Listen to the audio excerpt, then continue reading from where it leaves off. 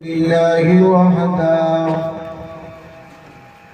والصلاة والسلام على من لا نبي بعده أما بعد فأعوذ بالله من الشيطان الرجيم بسم الله الرحمن الرحيم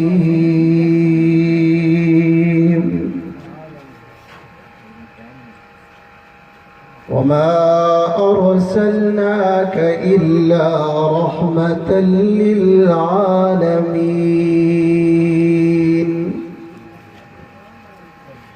قال النبي صلى الله عليه وسلم إنما بعثت لأتمم مكارم الأخلاق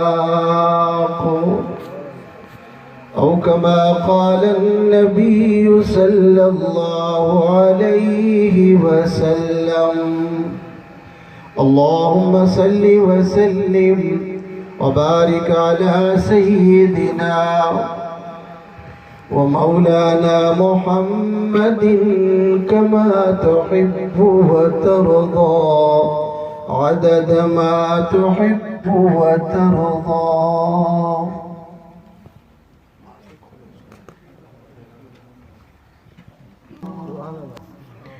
وہ جن کے راستے پہ اترے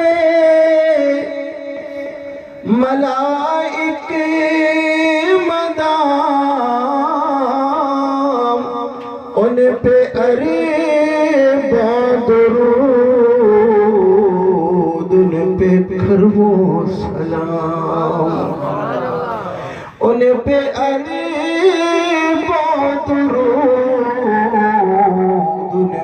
کرو سلام و صبح 70,000 اور اتنے ہی شام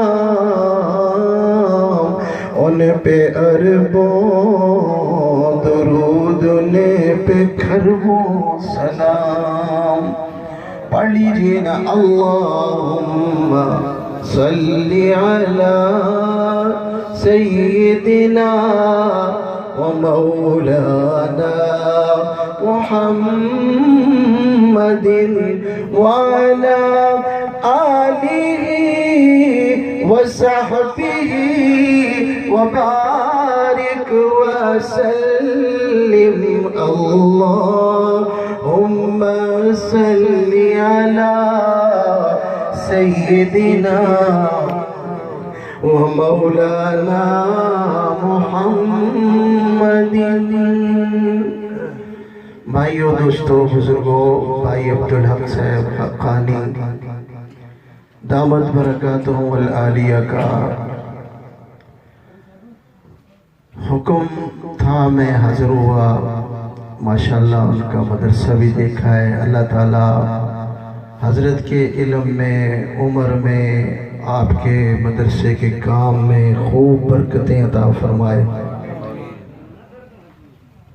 مفتی محمد یونس صاحب آپ شاید جانتے ہو، مخزن العلوم کے مفتی ہیں۔ ان کے والد تھے مولانا احمد دین، وہ ہمارے جیٹھے مٹھے کے علاقے سے تعلق رکھتے تھے، بستی پلال قریبی ہے ہمارے۔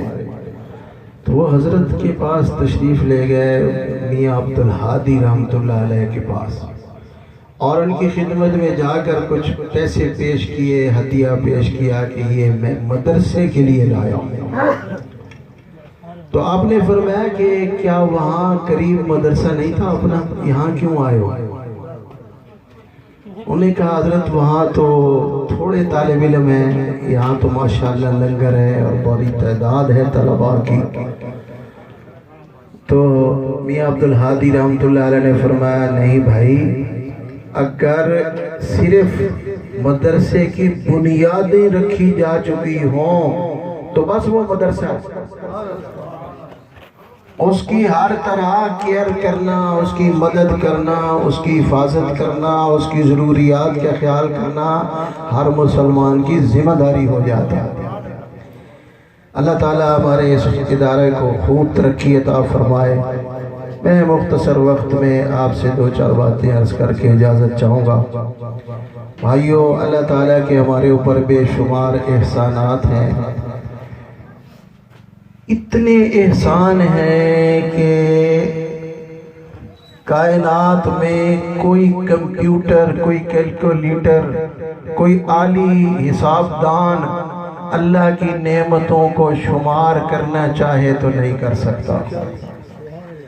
لیکن اللہ تعالیٰ نے 2 نعمتیں ہمیں ایسی عطا فرمائی ہیں جس پر اللہ نے بھی کہہ دیا کہ میرا احسان سمجھو، میں نے تمہیں یہ نعمتیں دی ہیں۔ ایک نعمت ہے دولت ایمان۔ اللہ نے ہمیں مسلمانوں کے گھروں میں پیدا کیا، ایمان کی دولت عطا فرمائی۔ اور دوسرا، ہمیں حضرت نبی کریم حضرت محمد مصطفیٰ صلی اللہ علیہ وسلم کی امت میں پیدا فرمایا۔ یہ 2 احسان ایسے ہیں کہ اللہ نے بھی کہہ دیا میرا احسان جانو کہ میں نے تمہیں یہ 2 نعمتیں عطا فرمائی۔ نبی کریم صلی اللہ علیہ وسلم کی آمد مبارکہ 6 صدی عیسوی میں ہوئی ہے۔ یہ صدی تاریخ کے اعتبار سے نہایت ہی انسانوں پر مشکل صدی تھی۔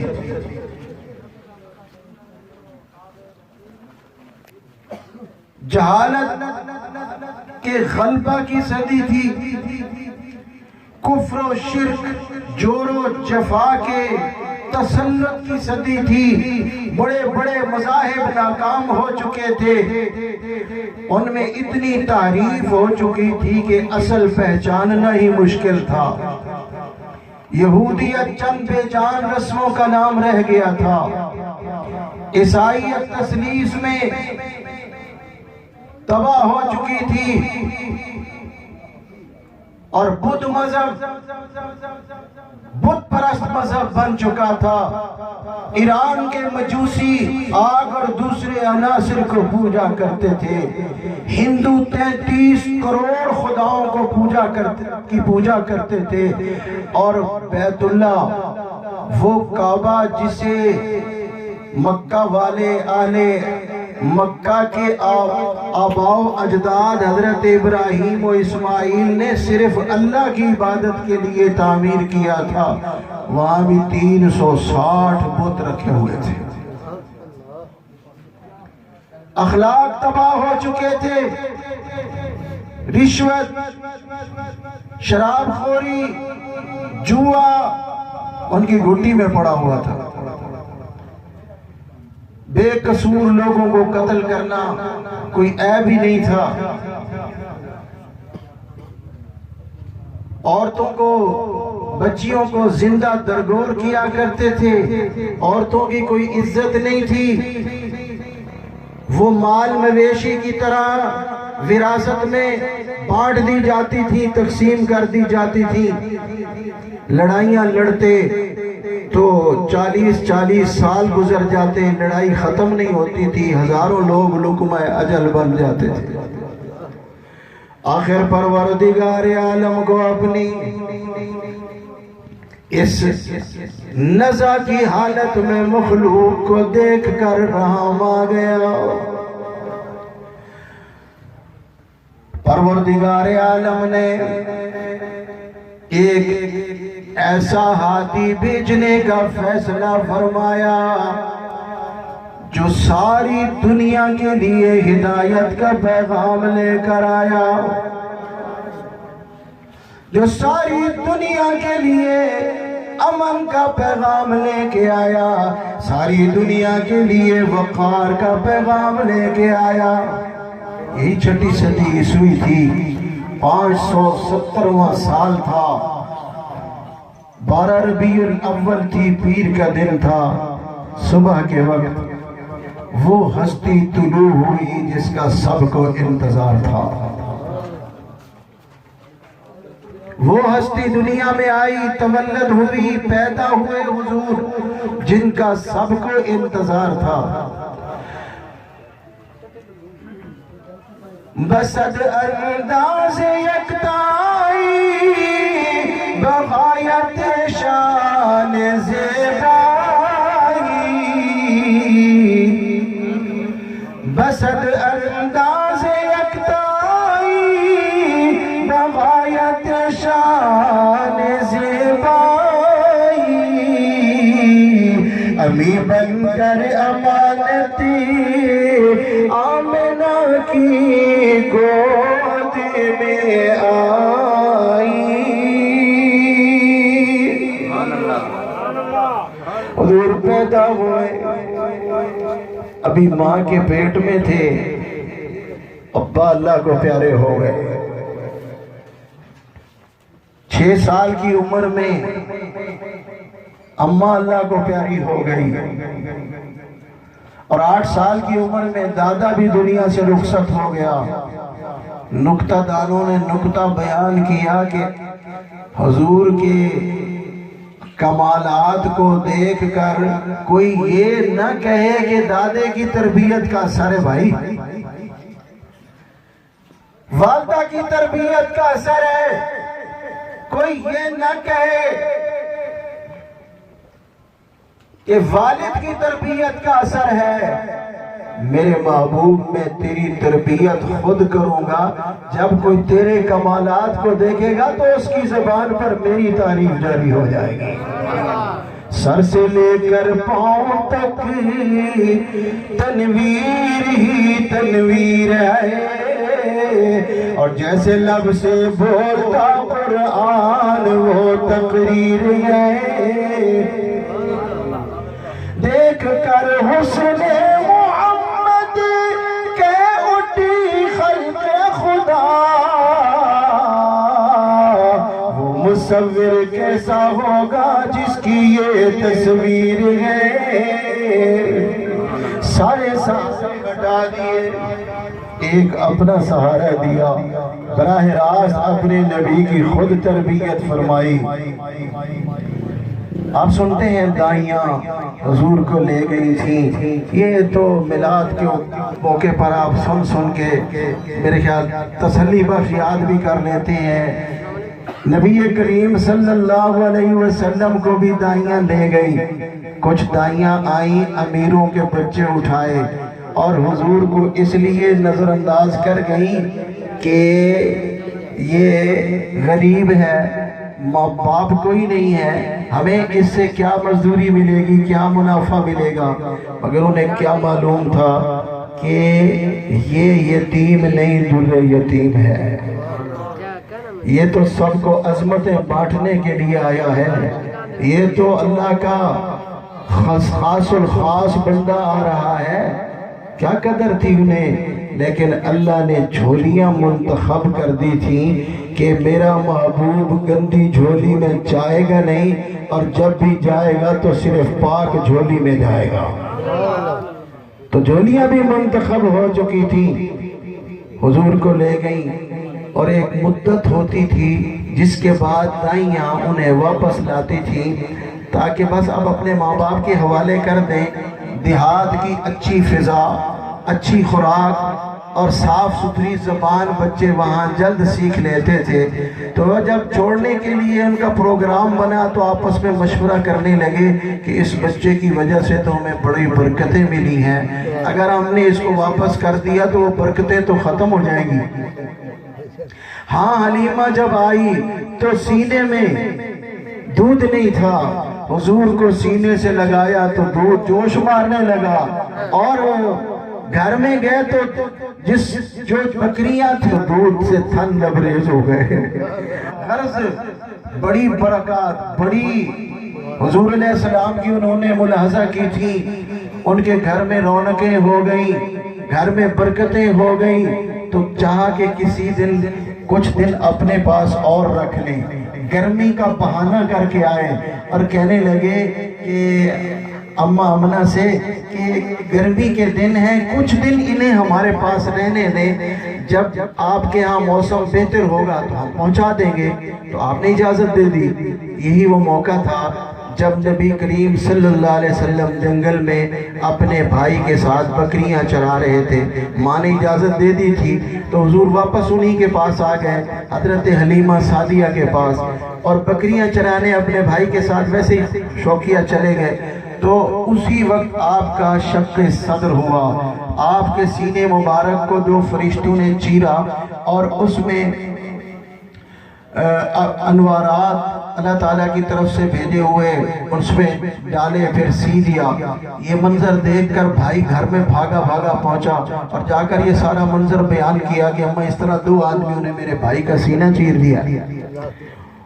وہ دوڑی ہوئی آئیں تو آگے دیکھا حضور واپس آ رہے ہیں، نشان تو کوئی نہیں تھا، خون بھی نہیں تھا، لیکن یہ ضرور ان کو محسوس ہوا کہ حضور صلی اللہ علیہ وسلم ڈرے ہوئے ہیں، چہرے پر کچھ خوف کے اثرات ہیں، یہ تو معصوم بچے۔ تو جب انہوں نے یہ دیکھا تو کہنے لگے تو کوئی پر اسرار بندہ لگتا ہے، کوئی اس کے اوپر آسیب ہے، اسے جلدی چھوڑ کے آؤ۔ اور جا کر بی بی آمنہ سے ان سے کہا کہ آپ اپنا بچہ واپس لے رہے ہیں۔ تو انہوں نے کہا کہ کیوں بھئی، تم تو 6 مہینے کے لیے لے گئے تھے۔ انہوں نے کہا نہیں، بس بات یہ ہے کہ اس بچے میں کوئی ہمیں آسیب نظر آ رہا ہے۔ تو انہوں نے کہا بھی کیا آسیب دیکھا تم نے؟ انہوں نے وہ سارا واقعہ بیان کیا۔ تو انہوں نے فرمایا کملیوں تمہیں کیا معلوم ہے، یہ جب میرے پیٹ میں آیا تھا اس وقت سے اللہ کی قسم میں نے عجیب چیزیں دیکھنی شروع کی ہیں۔ حضور جب میرے پیٹ میں آئے، میں 2-3 منٹ اور لوں گا آپ کے، حضور جب میرے شکم میں آئے مجھے کبھی بوجھ محسوس نہیں ہوا، میرے جسم سے خوشبوئیں مہکتی تھیں، اور میں جب کبھی پتھریلی زمین پہ چلتی تو پتھر میرے پاؤں کے نیچے موم بن جایا کرتے تھے، اور جب میں کسی درخت اور پہاڑ کے پاس سے گزرتی وہ مجھے سلام کرتے تھے۔ خواب میں مجھے حضرت حوا، حضرت آسیہ مبارکباد دیتی، پیغمبر مبارکباد دیتے کہ آمنہ مبارک ہو، تو آخری نبی کی ماں بننے والی ہے۔ تو چند اشعار میں آپ کو سنا کے ایک جھلکی آپ کا اسٹیج انشاءاللہ آپ کے حوالے کرتا ہوں۔ فرماتے ہیں جدونی میرے شکم چ آیا میرے دل دا جانی، آپ سبحان اللہ کہہ دیں دل کھول کے، جدونی میرے شکم چ آیا میرے دل دا جانی، پتھر قدم جو رکھتی پتھرات ہو جاندے پانی پانی، بہت سونا او سونا بہت سونا تیرا آمن میں دلدار، تیری سا کون کرے، تیری سا کون کرے، پانی کناری نالا جاتا جد میں کھوت کھڑ دی، پانی کناری نالا جاتا جد میں کھوت کھڑ دی، بھر گندی سی ڈول میں اپنا برکت چل دل پر دی، بہت سونا او سونا بہت سونا تیرا آمنہ میں دلدار، تیری سا کون کرے، تیری سا کون کرے، ہوا تے آسیہ حاجرہ مریم آندیا خواب دے اندر، ہوا تے آسیہ حاجرہ مریم آندیا خواب دے اندر، نالے مبارک تیرے لی آندے میرے کول پیغمبر، بہت سونا حضور کا بچپن بھی بے مثال، لڑکپن بھی بے مثال، جوانی بھی بے مثال۔ میرے آقا صلی اللہ علیہ وسلم نے اعلان نبوت کے بعد اپنے کام کا آغاز کیا، اپنے مشن کا آغاز کیا، ایک مدرسے کی بنیاد ڈالی، ایک مدرسے کی بنیاد، تعلیم لینے کے لیے کوئی پابندی نہیں، بوڑھا بھی آ جائے، جوان بھی آئے، عورت بھی آ جائے، بچہ آ جائے، اور غیر مسلم کا دشمن آ جائے سب کے لیے محمدی دروازہ کھلا ہوا ہے۔ تعلیم شروع ہو گئی۔ اس درسگاہ سے اللہ کے نبی نے ہمیں کیا کیا ہیرے عطا کیے، اس درسگاہ سے کیسے کیسے ہیرے پڑھ کے نکلے۔ اس درسگاہ سے اللہ کے نبی نے ہمیں عادل حکمران عطا کیے، ابو بکر، عمر، عثمان، علی اور حضرت امیر معاویہ جیسے حکمران عطا کیے۔ اور ابو بکر نے، ہمارے نبی نے 9 لاکھ مربع میل پر اسلام کا پرچم لہرایا۔ اور 9 لاکھ کتنا ہوتا ہے؟ پاکستان 3 لاکھ مربع میل کے قریب ہے، تو 3 پاکستان جوڑ دیے جائیں اتنا رقبہ اللہ کے نبی فتح کر کے گئے۔ ابو بکر صدیق نے 11 لاکھ مربع میل پر اسلام کا پرچم لہرایا، اور عمر نے 22 لاکھ مربع میل پر اسلام کا پرچم لہرایا، اور حضرت عثمان نے 44 لاکھ مربع میل پر اسلام کا پرچم لہرایا، اور حضرت علی کے دور میں بھی یہی رہا، اور حضرت امیر معاویہ نے 64 لاکھ 65 ہزار مربع میل پر اسلام کا پرچم لہرایا۔ 2 حاکم، ایک حاکم وہ ہے راتوں کو اٹھتا ہے اور جا کر ایک بیوہ ہے، غریب ہے، نابینی ہے، بڑھیا ہے، اس کے گھر میں جا کے بسترا جوڑتا ہے، جھاڑو لگاتا ہے، پانی بھرتا ہے، اور پھر اس کو اپنے ہاتھوں سے کھانا کھلاتا ہے۔ یہ ابو بکر صدیق ہے، یہ ابو بکر صدیق ہے۔ یہ اللہ کے نبی ہمیں حاکم دے گئے، ایسے عوام کے خدمتگار۔ اور حضرت عمر رضی اللہ تعالیٰ عنہ رات کو چوکی دارہ کرتے ہیں، بات ختم ہو گئی۔